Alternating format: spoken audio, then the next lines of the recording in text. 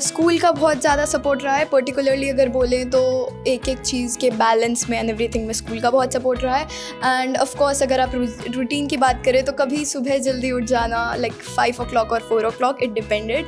And हमारे काफ़ी teachers ऐसे भी हैं जिन्होंने हमें रात के 2-2, 3-3 बजे तक भी पढ़ाया है, तो it has been a dream come true. जी।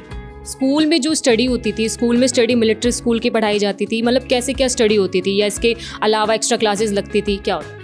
जब मैं 8th क्लास में था तो मेरे सीनियर्स समीर भैया थे, तो उन्होंने क्वालिफाई किया था, तो मेरे को भी ऐसा लगा कि मुझे भी करना चाहिए। और मेरे पापा भी डिफेंस में रह चुके हैं, तो फिर उनसे भी मेरे को इंस्पिरेशन मिली कि मेरे को ये करना चाहिए एग्ज़ाम।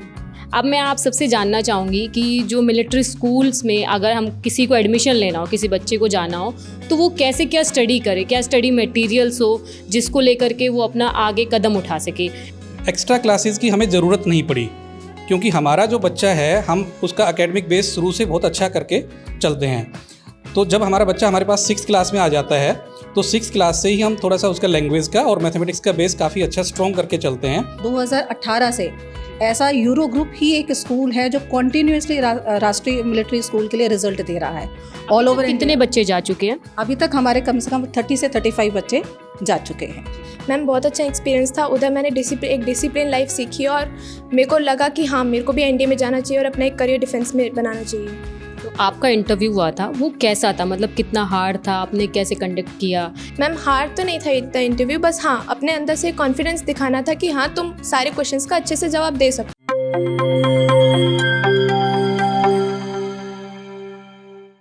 नमस्कार दोस्तों, मैं हूं शैली शर्मा और आप देख रहे हैं जीपी हरियाणा।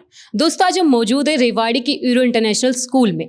यहाँ पर 5 बच्चों ने 175 बच्चों में से 5 बच्चों ने राष्ट्रीय मिलिट्री स्कूल में क्वालिफाई किया है। देश में आपको बता देते हैं 5 मिलिट्री स्कूल है जिसमें से उन 5 बच्चों को भी अपॉर्चुनिटी मिलने वाली है। इन्होंने क्वालिफाई किया है। आज हम इन स्कूल्स के बच्चों से बात करेंगे कि इनकी क्या स्कूल ने भागीदारी रही है स्कूल की, इनके खुद के मन में कैसे आया, कैसे मिलिट्री स्कूल में जाने का विचार आया। आपका नाम बताइए। यनसा मोटन। तो आप बताइए आपके मन में कैसे विचार आया कि मिलिट्री स्कूल में जाना है मुझे? इंस्पिरेशन की अगर आप बात करें तो पुराने qualifiers and of course teachers की वजह से आया। और पेरेंट्स साइड से? पेरेंट्स साइड से फुल सपोर्ट था। बीइंग अ डिफेंस के पेरेंट्स का child has always been a dream. तो आपने से मतलब जो पढ़ाई करी है तो उसमें कैसे क्या आपने आपका रूटीन रहा है, कैसे स्टडी की है, क्या आपका मतलब आपका प्रोसीजर क्या रहा है पूरे दिन का? डिपेंड करता था, हमेशा फ्लक्चुएटिंग था, कभी सेम ऐसे था नहीं। I was not so strict. School का बहुत ज़्यादा सपोर्ट रहा है, पर्टिकुलरली अगर बोलें तो एक एक चीज़ के बैलेंस में एंड एवरीथिंग में स्कूल का बहुत सपोर्ट रहा है। एंड ऑफ कोर्स अगर आप रूटीन की बात करें तो कभी सुबह जल्दी उठ जाना, लाइक 5 o'clock और 4 o'clock, it depended. And then afterwards सुबह थोड़ी सी पढ़ाई, स्कूल जाके वो तो होती ही थी बहुत अच्छे से।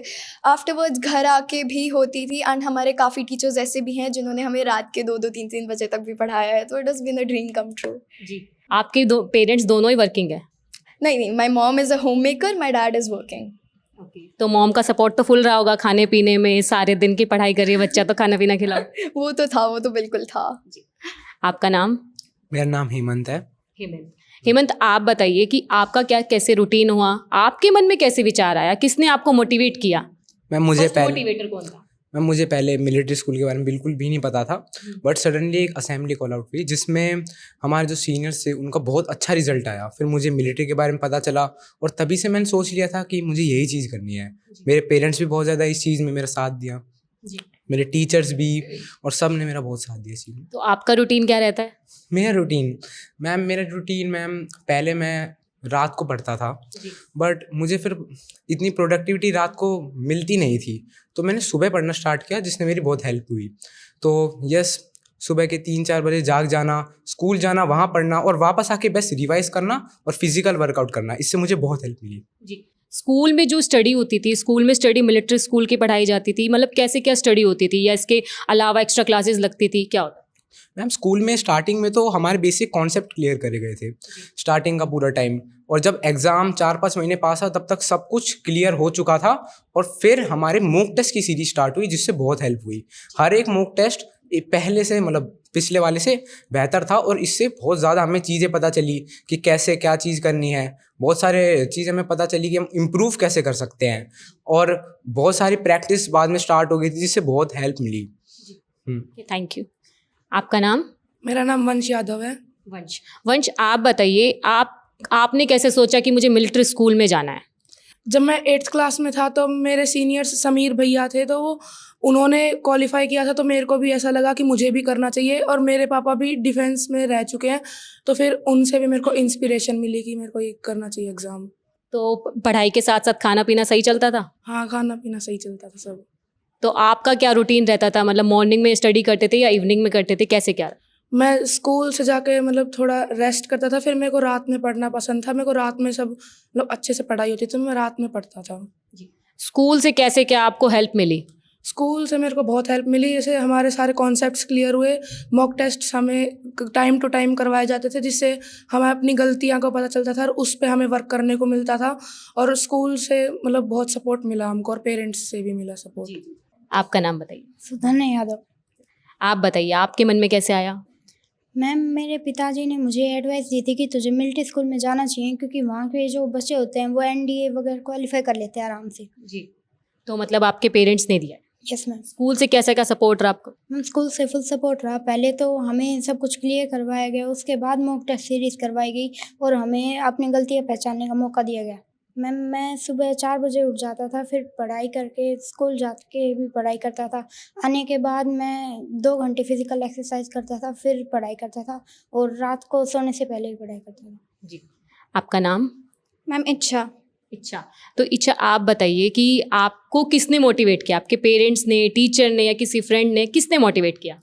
ये सारे ही मोटिवेशन रहे हैं मेरे लिए, मेरे पेरेंट्स भी, टीचर्स भी और सीनियर्स भी। सीनियर्स ने भी बहुत, मतलब जब उनका रिज़ल्ट आया तब मुझे भी लगा कि मुझे भी करना चाहिए, और पेरेंट्स तो देते ही हैं फुल सपोर्ट, और टीचर्स का भी बहुत ज़्यादा सपोर्ट मिला था मुझे। जी। तो आपका क्या रूटीन रहता है सुबह शाम? मेरे को रात में ज़्यादा पढ़ना अच्छा लगता है, तो मैं रात को 12 बजे तक पढ़ती थी। लेट नाइट तक? Yes ma'am. और सुबह में से इतनी अच्छी पढ़ाई नहीं होती थी, इसलिए मैं सुबह नहीं पढ़ती थी। जी। अब हमारे साथ एक 6th क्लास के बच्चे ने भी जो क्वालिफाई किया राष्ट्रीय मिलिट्री स्कूल में, उससे भी बात करते हैं। सबसे छोटा इन बच्चों में आप देख रहे होंगे। आप बताइए, आपके कैसे मन में आए इतनी छोटी सी उम्र में? मेरे पापा ने मेरे को बताया था, और जो लास्ट ईयर के क्वालिफायर्स थे उनसे मेरे मन में विचार है। आपका नाम क्या है? आयुष। आयुष। आयुष, आपका क्या रूटीन रहता है? आप तो अभी जैसे खेलने कूदने भी जाते हो या फिर पढ़ाई करते हो, कैसे क्या रहा? कभी सुबह 5 बजे उठ जाते थे, कभी 6 बजे। सुबह उठ के पढ़ाई करते थे और रात को पढ़ते थे 2-3 घंटे तक। अब मैं आप सबसे जानना चाहूँगी कि जो मिलिट्री स्कूल्स में अगर हम किसी को एडमिशन लेना हो, किसी बच्चे को जाना हो, तो वो कैसे क्या स्टडी करे? क्या स्टडी मटेरियल्स हो जिसको लेकर के वो अपना आगे कदम उठा सके? क्या आप उनके बारे में बताइए। Starting of with mathematics. Maths में हमें ऑब्जेक्टिव एरिथमेटिक की बुक एंड ऑफ कोर्स हमें जो अग्रवाल की एग्ज़ाम कार्ड है वो वाली बुक से रेफ़र कराया गया था। उस वाली बुक में like we got all of our subjects covered. Military के लिए हमारे पास उपकरण और भी बुक्स थी, you could use them. And extra resources की अगर हम बात करें, then Google was of course one of the most helpful things for us. अभी एक हमारे सर के मन में विचार आया था कि गर्ल्स मतलब राष्ट्रीय मिलिट्री स्कूल में जाने के लिए आपने मन में आया। आप गर्ल हैं, तो आपने कैसे मन बनाया? कैसे क्या विचार लाया? Now my dad has always been a very chill person. अब I have always dreamt of living a very adventurous kind of life. इसीलिए मेरे को मिलिट्री स्कूल में जाने का थोड़ा ड्रीम मेरा बना। जी, थैंक यू। अभी एक बार हम बात कर लेते हैं स्कूल के प्रिंसिपल से, अनिल यादव जी से। इनसे जानते हैं कि बच्चों को भेजने में इनकी क्या भूमिका रही, स्कूल ने कैसे क्या सपोर्ट किया, कैसे बच्चे आगे बढ़े। सर, सबसे पहले आपका स्वागत है हमारे चैनल पर। Thank you. एक्चुअली आप बताइए, अब कैसे आपने बच्चों को भेजने का मन बनाया, कैसे आपके मन में विचार आया कि हमारे बच्चे मिलिट्री स्कूल में जाए, हमारे स्कूल का नाम रोशन करे, बताइए। रेवाड़ी जो है सैनिकों की खान कहा जाता है, तो मिलिट्री में जाने का यहाँ लोगों का बहुत सपना है। हमारे स्कूल ने सन 2018 में सैनिक स्कूल और मिलिट्री स्कूल की तैयारी शुरू करवाई थी। 2018 से अभी तक हमारी बहुत बड़ी उपलब्धि रही है। एक्चुअली पूरे देश में केवल 5 राष्ट्रीय मिलिट्री स्कूल हैं, और इस राष्ट्रीय मिलिट्री स्कूल में केवल 360 सीट हैं 6th क्लास के बच्चे के लिए। तो कम सीट होते हुए और अच्छी तैयारी के साथ जब हमारा पहला बच्चा निकला 2018 में, उसके बाद से सभी बच्चों में और टीचर्स में एक ज़बरदस्त जोश रहा, चेयरमैन सर की गाइडेंस में, और हर साल बच्चों की अच्छी तैयारी करवाई गई। स्पेशल अच्छे टीचर हमने इसके लिए रखे, और उससे हर साल हमारा बहुत शानदार रिजल्ट रहा। क्या कोई एक्स्ट्रा क्लासेस वगैरह भी लगाई जाए? एक्स्ट्रा क्लासेस की हमें ज़रूरत नहीं पड़ी, क्योंकि हमारा जो बच्चा है हम उसका एकेडमिक बेस शुरू से बहुत अच्छा करके चलते हैं।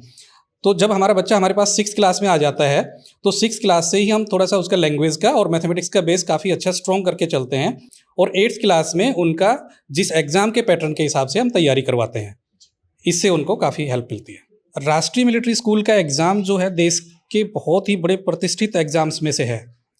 इसके लिए सपना होता है बच्चों का भी और पेरेंट्स का बहुत सपना होता है, तो इसके लिए बहुत सारे कोचिंग सेंटर्स खुले हुए हैं, एकेडमीज़ खुली हुई हैं, और पेरेंट्स अपने बच्चों को हॉस्टल में भेजते हैं और बच्चा वहाँ हॉस्टल में दिन रात लग करके तैयारी करता है। हमारे स्कूल की एक विशेषता ये है कि हम अपने बच्चों को शुरुआत से तैयार करके चलते हैं, उनका एकेडमिक बेस बहुत अच्छा स्ट्रॉन्ग करके चलते हैं, और बच्चा जो है किसी भी तरह से स्ट्रेस में नहीं आता है। स्कूल आवर्स के दौरान ही हंसता खेलता हुआ इन बच्चों की कभी आप क्लास में कभी आप आएंगे तो आपको ये नहीं लगेगा कि इनके ऊपर कोई प्रेशर है, कोई बर्डन है। चीयरफुल माहौल में ये बच्चे पढ़ते हुए अपने टीचर्स के मार्गदर्शन में ये बहुत अच्छी अचीवमेंट दे रहे हैं। पिछले साल हमारे 8 बच्चे सेलेक्ट हुए थे, इस साल 6 बच्चे सेलेक्ट हुए हैं, इससे पहले 4 बच्चे सेलेक्ट हुए थे। तो एक बड़ी उपलब्धि, किसी भी एक संस्था का अगर एक भी बच्चा सेलेक्ट होता है तो बहुत बड़ी उपलब्धि है। और यूरो के तो इस साल 6 बच्चे हुए हैं, पिछले साल 8 बच्चे हुए थे, उससे पहले 4 बच्चे हुए थे। तो एक बहुत बड़ी उपलब्धि है मिलिट्री स्कूल में एडमिशन की है। मीनू दुबे जी, आप बताइए कि अब बच्चों का आगे का क्या स्टेप होगा? इंटरव्यू की देने जाएंगे तो इंटरव्यू के लिए क्या क्या तैयारियां की जा रही हैं? अभी क्या प्रिपरेशन चल रही है बच्चों की? फर्स्ट ऑफ ऑल तो congratulation to all my kids, बहुत बहुत बधाइयाँ आपको इन सब के लिए। जैसे बच्चों ने बहुत ही मैक्सिमम इनके 90% तैयारी तो हो चुकी है, क्योंकि रिटर्न में इनका करंट जीके बहुत मेन होता है। जीके के 50 मार्क्स का उनका क्वेश्चन पेपर होता है। तो रिसेंटली हम लोग ने करंट जीके पर बच्चों को तैयार किया है। और इंटरव्यू के लिए भी, जैसे आज आप लोगों के साथ इंटरव्यू है, तो फर्स्ट स्टेप यही है कि how to face the interview.